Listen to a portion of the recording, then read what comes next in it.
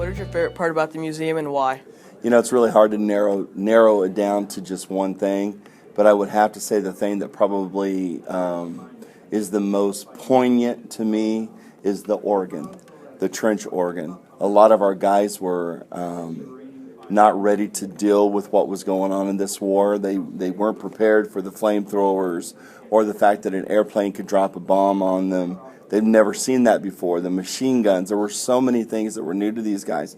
The gas that would drop down into the trenches, they had no idea, you know, how they would react to this. And a lot of the guys were actually losing their minds over this, or they were losing their faith.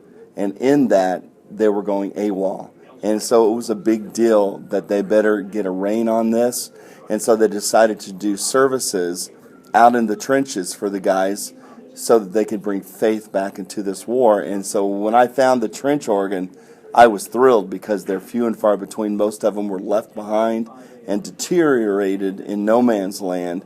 All you could find were the keys, basically, from it. So to get a whole organ now, I think that's the center and the focal point for me is the trench organ because it brought faith back.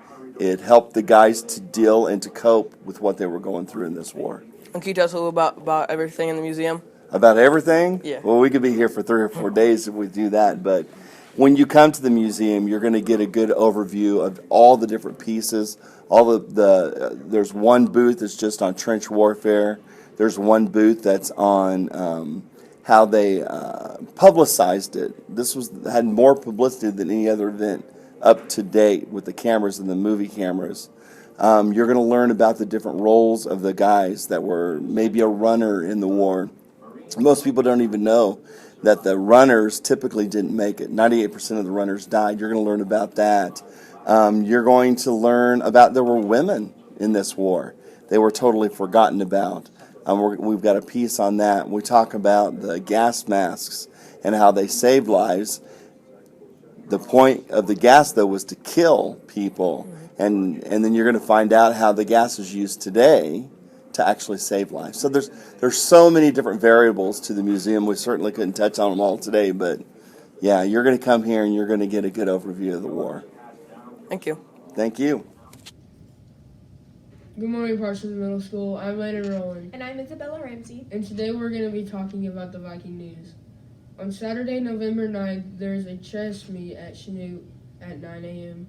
On Monday, November 11th, there is a girls' basketball game at Chanute. On November 12th, there is a wrestling meet at Columbus at 4:30. On November 14th, there is another wrestling meet at Fort Scott at 4. On November 16th, there is girls' basketball at Chanute SEK shootout. Also, this Friday and Saturday, the high school musical Bright Star will be at 7 p.m. Now on to the birthdays. Happy birthday to Declan Tierney and Romeo Lazo. On Saturday, happy birthday to Kendall McLean and Jacob Devins. This week's Viking of the Weeks are Isabel Sylvia, Matthew Shiflett, Noah McIntosh, Dieva Holman, and Samuel Brewer. Could you tell us how long you have worked here? Yeah, I've been here since January of this year. Now, could you tell us what are we having for lunch today? Yeah, we're having Tony's Pizza, roasted chicken sandwich. The entree salad is chicken bacon ranch. And then the specialty bar is pasta bar with Italian bread. And your sides are going to be fresh garden salad, baby carrots with ranch, fresh fruit, strawberry banana mix, and milk. Thank you. You're welcome. Coach Hostetter, just wanted to give all the wrestlers a shout out. Say good job at practice, working hard. Can't wait till we have our first competition.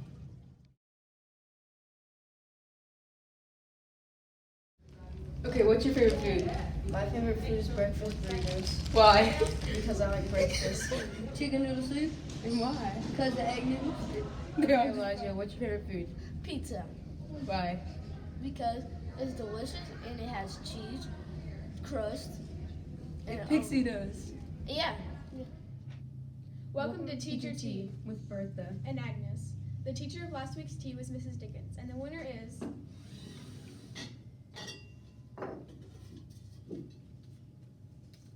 Jamar Summers.